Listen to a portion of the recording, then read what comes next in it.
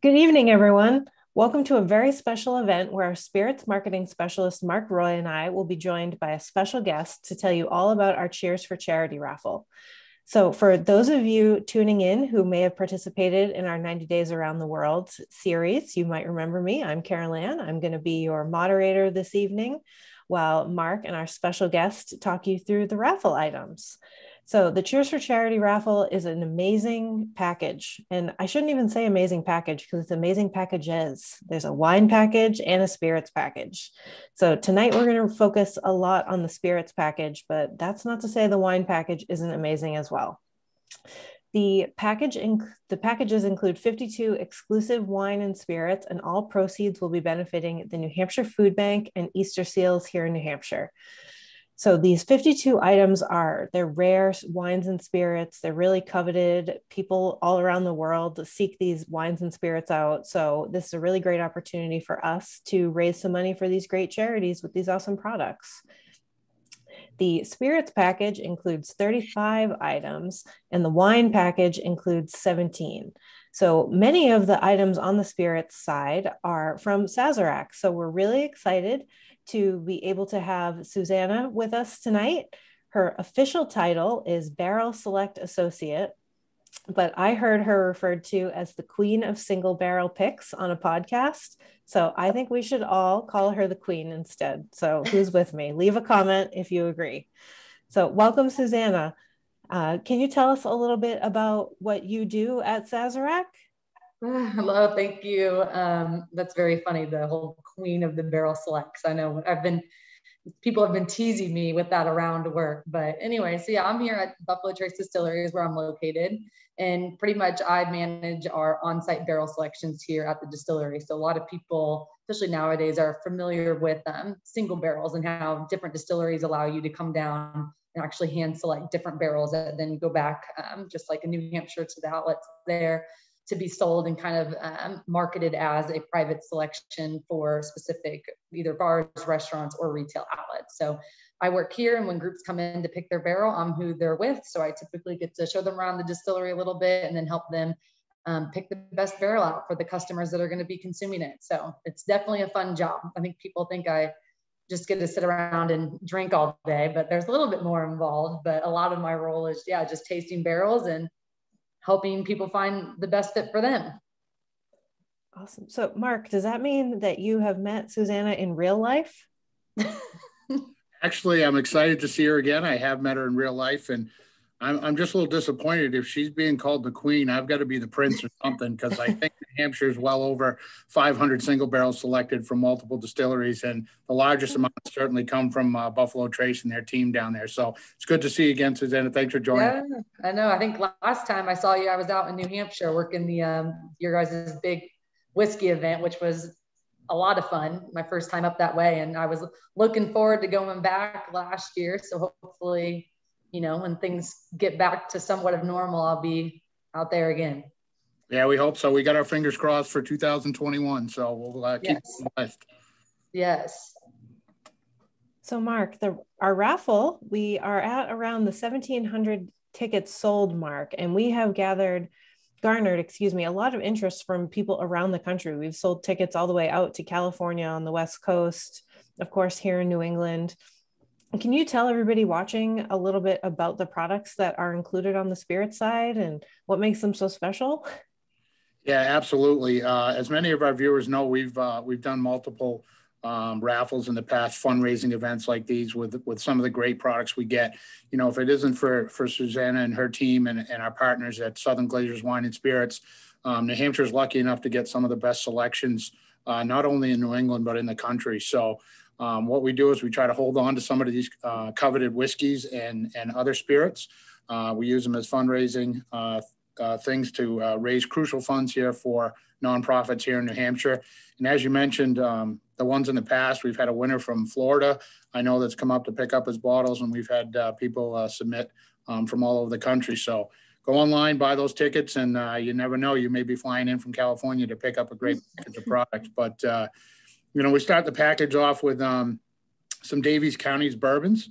We have their regular bourbon, their French oak bourbon, and their Cabernet cask finished bourbons.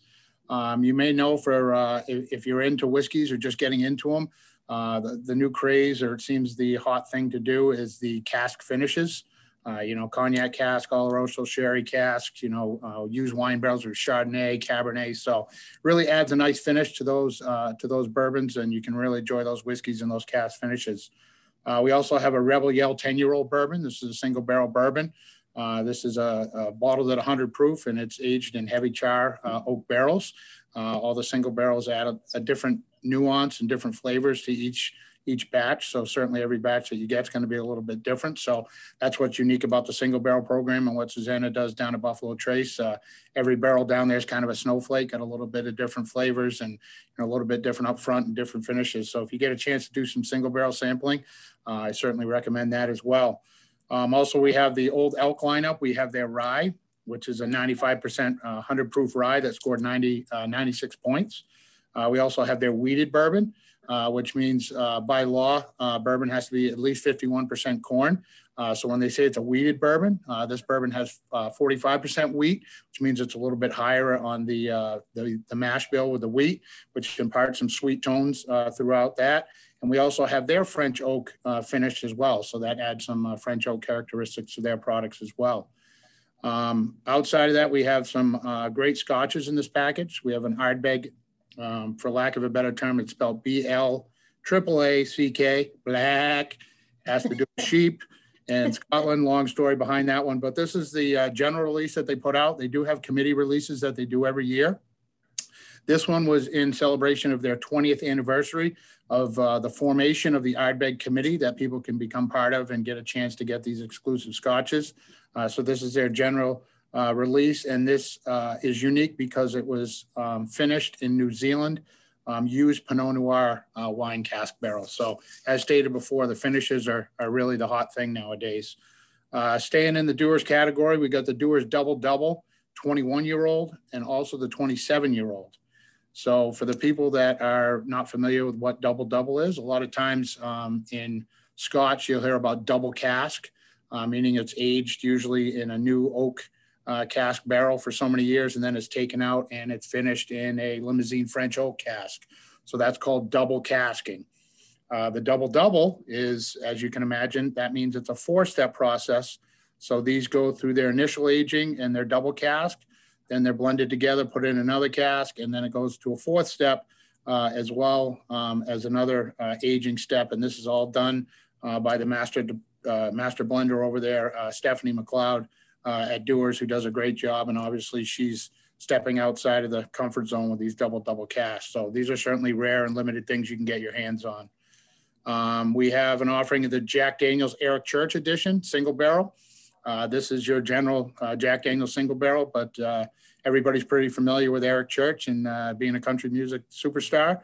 He actually went down to the distillery and hand selected some single barrels. So New Hampshire was lucky enough to get a couple offerings of those. So we have one of those bottles in this package. We also have the Lone Whisker 12-year-old bourbon. This product is a very limited release from this small distillery. The product's actually named after their distillery dog, who's become pretty famous on Facebook and social media. So you can check them out as well. This is bottled at 93.8 proof, so a little bit higher unique proof, a little bit stronger. I'm a cask strength whiskey guy myself, so the higher the proof, the better. So you can enjoy that one. Then we're going to go back across the pond. We have Napog Castle, 14-year twin cask Irish whiskey. This is a marriage of two 14-year-old single malt Irish whiskeys, aged in bourbon barrels, and one of them is aged in bourbon barrels, and then the other is in Oloroso sherry cask barrels, and then they blend those together, and that's the product that we have over here.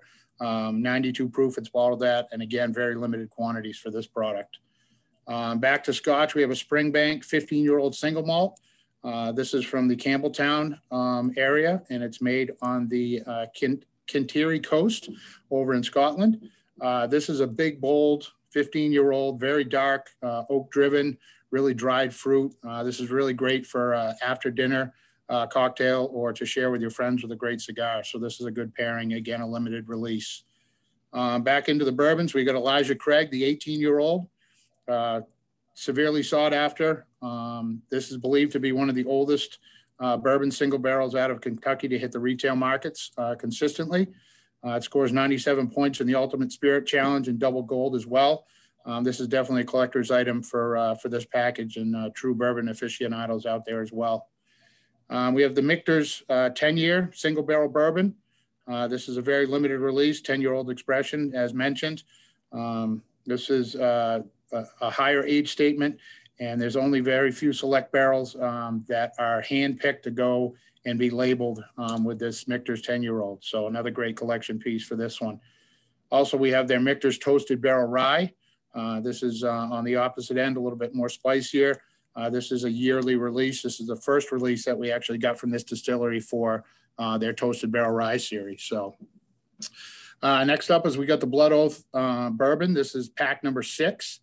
If I had been clairvoyant about 8 years ago when Blood Oath first came out, I believe it was for $39.99 pack number 1. You can see those online now. If you can even get one, they're upwards of $1,000, $1,200 a bottle. So this is pack 6. This is a blend of 3 high rye bourbons, a 14-year-old, an 8-year-old, and then a 7-year-old that's rested in cognac casks. They blend these together, and this is a annual release. And again, this is pack 6 out of that release series. So Old Forester Birthday Bourbon. This is a once-a-year release. A lot of people are familiar with this brand. This is a highly coveted collectible one. Again, they select only 10-year, hand-selected 10-year-old single barrels to put this product out. And this is a one-day production at the facility. They select the barrels, they do the dumping, they do the bottling, and that's everything you get for that year's allocation. So we have some limited bottles of those, and we put one of those in this great package as well.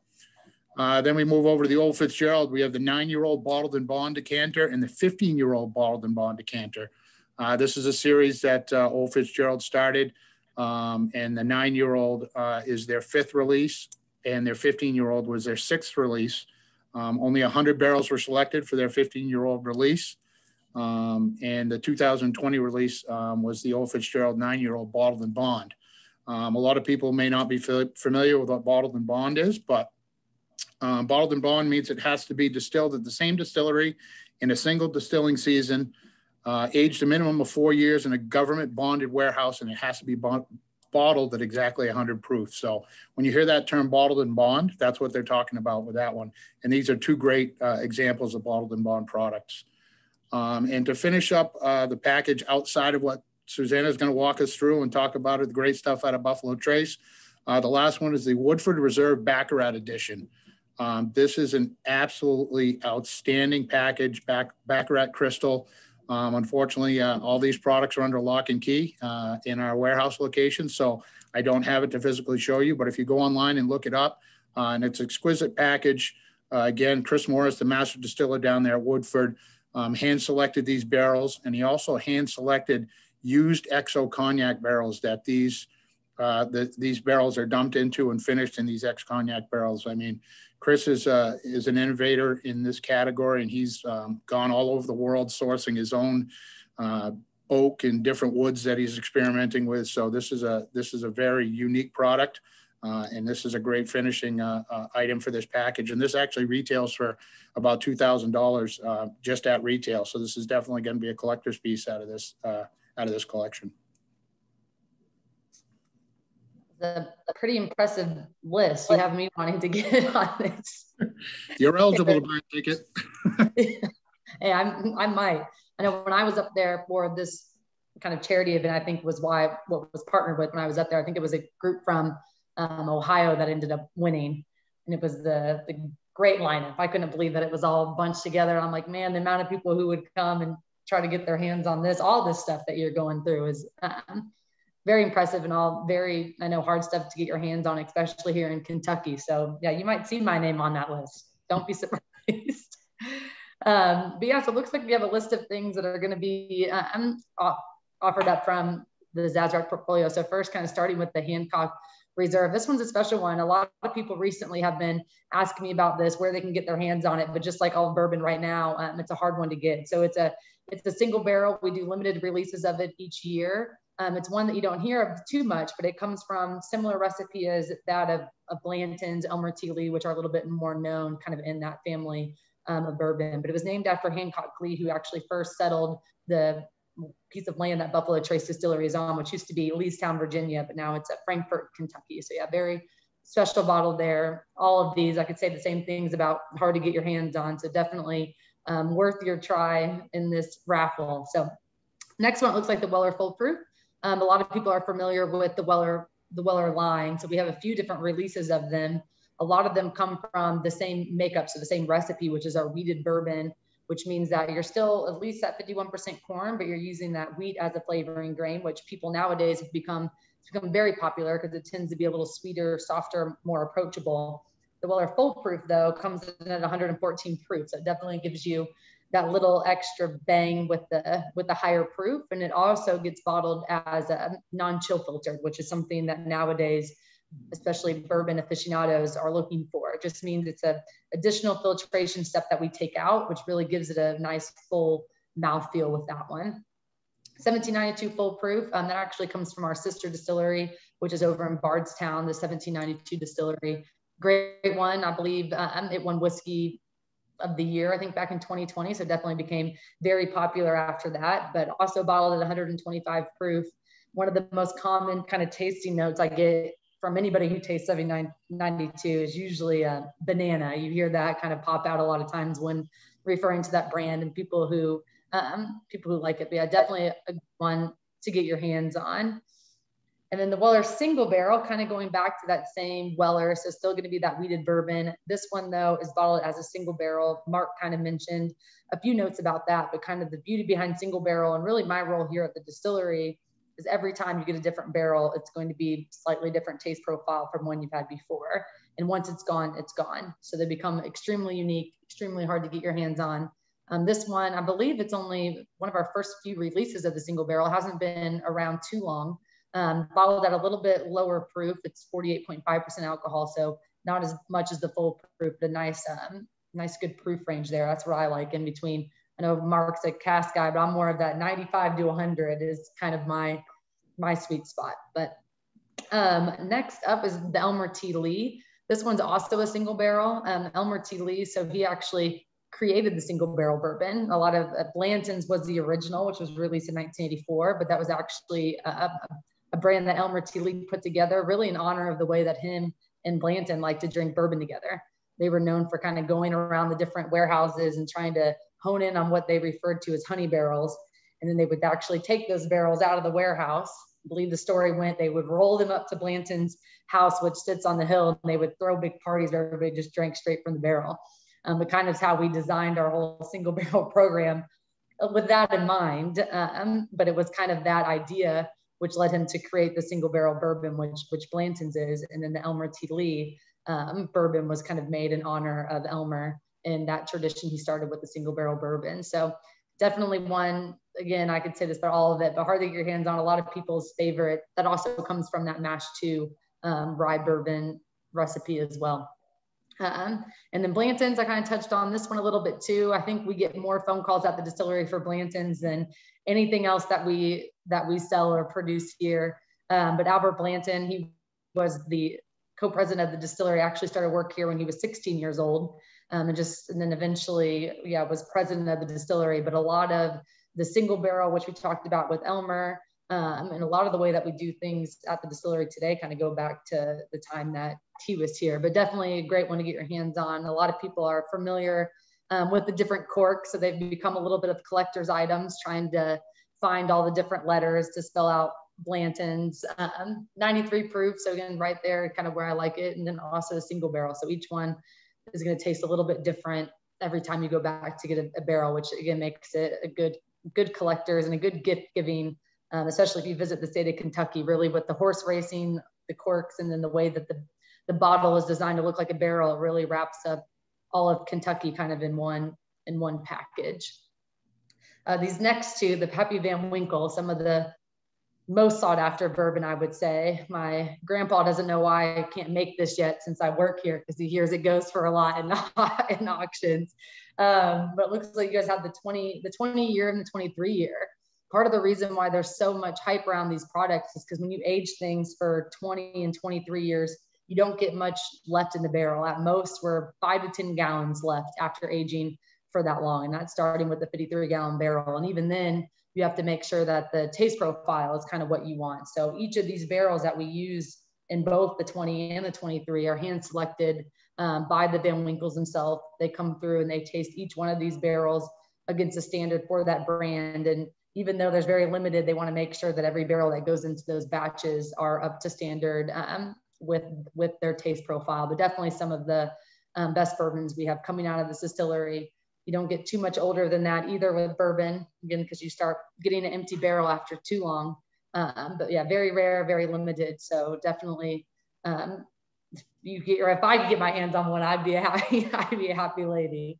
And then the OFC. So OFC, and it looks like the 1994 release, I think, is our 4th release of that brand. So the OFC actually stands for Old Fire Copper, which was the name of this distillery back in the late 1800s. And this was kind of under E.H. Taylor, who was kind of the grandfather of bourbon, people refer to him as. His distillery was OFC. So we released this vintage brand a few years back, and they really were just barrels that we have. This one's from 1994 that we've been able to bottle. So 25 years old, you don't have much left in the barrel at that point. I think we did maybe less than 1,000 worldwide of this product. The packaging and everything about it is just gorgeous, and definitely collectors. We've done a few releases of these. So I know people in different auction events will try to collect all the different releases that we do. But just a great product to be able to taste stuff that dates back to 1994. I mean, I was 2 years old. So you're really living history when you're tasting that, which is what makes it so great. And then the E.H. Taylor, looks like you have both the single barrel and the Amaranth. E.H. Taylor is one of my favorite products that we put out here at the distillery. Each year we're doing a different release that kind of showcases just some different experiments that we're doing around here. E.H. Taylor, I mentioned before, was kind of known as the grandfather of bourbon, and really he was an innovator and he was a master marketer, but he liked coming up with different things, really did the bottled in bond act, which Mark kind of touched on a little bit of what the bottled in bond meant. So all of his products are bottled at that 100 proof. The single barrel is a single barrel of the bottled in bond. So again, just every barrel is going to be a little bit different, a little bit unique. A lot of those uniqueness really comes to the way that barrel was put together.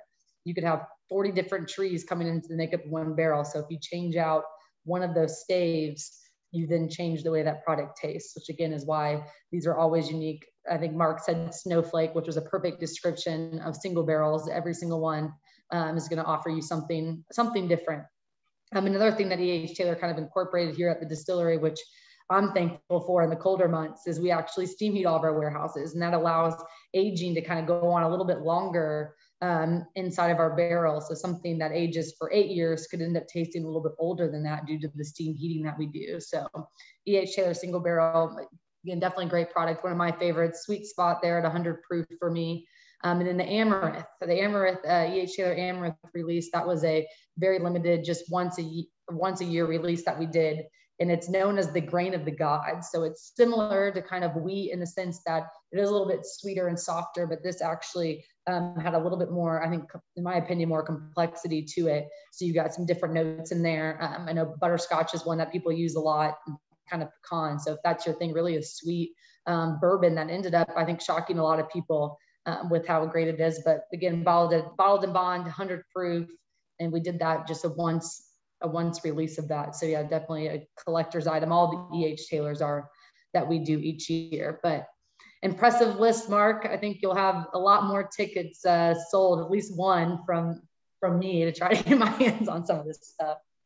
Yeah, that's great. I mean, you talk about these products, and one thing that I found interesting, and like we said before, I've been down to the distillery a couple of times, history in the area and just the truth behind the products and everything that goes into it. I mean, there's categories of spirits out there that sometimes they're really marketing based. There's some kind of catch behind it.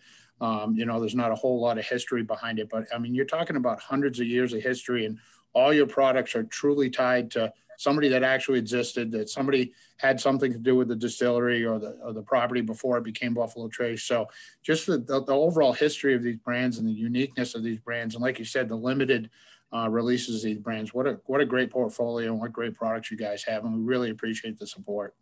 Yeah, it's definitely a fun place to work. And the history just makes it that way. And even the people that have worked here, and a lot of them are generations worth of people that come from these families. I know, my boss, Bo Beckman, he's an E.H. Taylor descendant. So just having those ties and being able to hear the stories of all the people who have worked here before in the past really just makes you believe in the brand even more. So yeah, I'm excited to work here every day. It's something new. We're working in a National Historic Landmark. So there's always different hoops we have to jump over, and every day is a little bit different with what's going on. But yeah, it's definitely a fun, interesting place, and we keep putting out good stuff for you all. I know it's hard to get right now. We're doing a lot of expansion, so hopefully down the road some of these become a little bit easier to get your hands on. But it's kind of the beauty behind it. We have to wait and let it age, and you get what you get, and when it's gone, it's gone.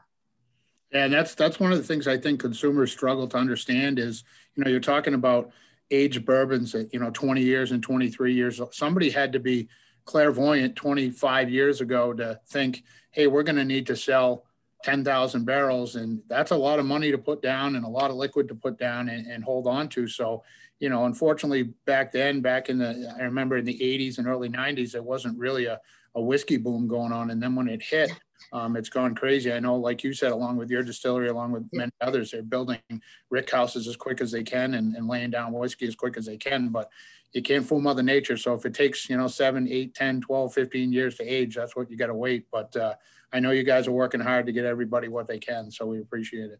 Exactly. Yeah. You can't be bourbon's a patient game. There's no rushing it, but yeah, it's $1.2 billion worth of expansion on site right now. So we're working every 4 months, a new warehouse is going up. And just to touch on what you said there, Mark, to put it in people's perspective, when 1992, when this distillery first became Buffalo Trace, I think that entire year we filled around 1,200 barrels. That was 30 years ago. Now we're at the point where we're doing about 1,200 barrels a day. So we're definitely picking up. But yeah, 20, 30 years ago, people weren't forecasting for this huge demand that we're at with bourbon now. So we're playing catch up. We're almost there, but yeah, it still takes a little bit to get this stuff aged up, and that's what again makes it taste good. So it's well worth the wait. But I think we're all hoping that we can find a way to speed it up a little bit to help us out. But yeah, absolutely. And you talk about I said at the beginning, I wish I was hindsight being 2020 when I first started the Liquor Commission about 27 years ago. You used to be able to get Pappy off the shelf. I remember when I talked at my stores back in the day, and it was more readily accessible. I mean, it was still allocated, but there was stuff to get. And I wish I had pocketed some and put them down in my basement and stored them properly. But so that just goes to show how incredible this package is for this fundraiser, and well worth the $100 ticket to raise crucial funds for nonprofits here in New Hampshire. So yes, I think it's a great cause and a great way to hopefully get your hands on some of this stuff. I know people are always asking me how they can get a chance for this. And I've, since being in New Hampshire 2 years ago for your event, I'd point them that way. I'm like, man, they're $100 to try your luck, and all of this is a great deal, really. Awesome. So for those of you watching at home, we just went through a ton of amazing spirits products that could be yours for a $100 raffle ticket. We've been collecting some questions on social that I'm going to ask Mark and Susanna to answer about the raffle. So Susanna, first question is for you. We get this question a lot on Facebook. How did this happen with Pappy? How did it become like so popular? When did it stop being, when did Mark stop being able to find it in the store? What happened? How did it happen? I don't think anybody really knows exactly, can pinpoint it to one certain thing, but definitely, I mean, bourbon itself, I've been at the distillery for a little over 5 years now. And I feel like in the past 5 years, it's when it's been at its peak of just craziness. And even the Van Winkles, who I've Julian and Preston Van Winkle, they usually come and they're tasting the barrels. So I've got a good relationship with them over the years, and they still find it crazy, the fact that people are literally running at these whiskey events to be able to have a little sample of their product. They're not even used to it. So, I mean, really just within the past, I would say 5 to 10 years, and Mark's definitely been in the business a lot longer. So he might be able to kind of answer that as well. But I think it just goes back to the age of it and then the rarity of it. And just like with anything, when there's not much of it available, that just makes people want it more. And with the age of those products, not many things, not many bourbons we can age to 20 and 23 years old, because you don't get much left at the end. So I think just all of that kind of played in and made it very popular. And then the product speaks for itself. It's great, great product at the end of the day. It's a wheated bourbon, which, I mean, up until recently, wheated bourbons haven't been very popular. And then the Van Winkle became extremely hard to get and people wanted it. And then they found out that the Weller brand was the same recipe. So then that one kind of followed in trend and became hard to get. But yeah, it starts with having a great product. And when there's not much of it to sell and people want it, that just makes the demand and people go crazy trying to get it. But just like anything, we're making more. But even with that older stuff, you could put away 100,000 barrels to be Peppy Van Winkle, but you still run the risk of maybe even having an empty barrel at the end of aging it for that long of a time. So it's it's hard to pinpoint it to one thing, but definitely it's been crazy seeing all of the bourbons grow. But I know the Van Winkles themselves, they still are floored by the popularity behind their bourbon. And they remember having to hand sell it at these retail shops. So it's pretty crazy how in a short amount of time something can completely do a 180. All right, so Mark, question for you. We've talked about how rare these products are, how you're probably not going to be able to get them unless you sign up for some sort of raffle, whether it be ours or a different one.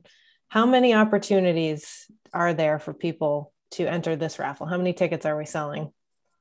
Well, we're selling up to 5,000. I know that we've sold, I believe, over 1,500 already to this point. So we're limiting it at 5,000 tickets. Again, it's a culmination for fundraising for nonprofits here in New Hampshire. So we're trying to raise as much as we can. And like we discussed in the package, you're talking about 35 bottles of incredible spirits, and some of them being some of the most coveted in the world with the Pappy 20 and Pappy 23. So for $100, like Susanna said, it's well worth the risk, and the rewards certainly outweigh that risk in my opinion. Mm-hmm. So another question we've been getting is when will the drawing take place? The drawing will take place on April 1st, and that's no April Fools. Or hopefully if we sell out the tickets before then and we max out at the 5,000, we will draw the winner the day after that 5,000th ticket is sold. So either April 1st or when the last ticket is sold. Awesome. And so then one last question that I will answer. We've gotten a few variations of this question. So how do I claim the prize? What if I live out of state? How do I get the prize? So obviously we want you guys to be safe, but we will be providing airfare or a mileage reimbursement to whoever wins so they can come and get their prize in whichever way they feel most comfortable traveling right now. So that'll be up to you, but don't worry, the means to pick up your prize are included in the prize. All right. So Susanna, thank you so much for joining us tonight. It was so great being able to hear from you about some of these Sazerac products as part of our raffle. Tell Bo we said hi. He came live with us a few months ago. Yeah, we literally had to pull straws to see who was going to hop on today. So we both love doing things for the New Hampshire group. It's a great bourbon market.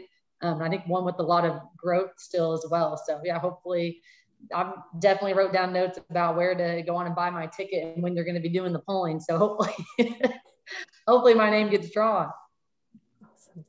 Awesome. So for those of you, depending on where you're watching, I will be posting the link for you to be able to access the raffle tickets easily. So if you're watching on YouTube, it'll be in the description. If you're watching on Facebook Live, it'll be in the comment section. So be on the lookout for that link. We do use a third-party raffle service, so that way we can keep everything nice and unbiased when it comes to choosing the winners and whatnot. So you will notice the URL is not part of the Liquor and Wine Outlets website, but don't worry, it's the real one. I know, I check it every day. So Mark, thank you so much for joining tonight and being able to talk about the raffle, the spirits package. If you have any questions about the wine package, please go ahead and leave a comment wherever you are watching this video. We'll share that with Lisa and Chad and get you any answers you have about some of the fabulous wines that are part of the Cheers for Charity package as well. So again, thank you so much, Susanna, for joining us. We really appreciate you. Thank you to Mark again.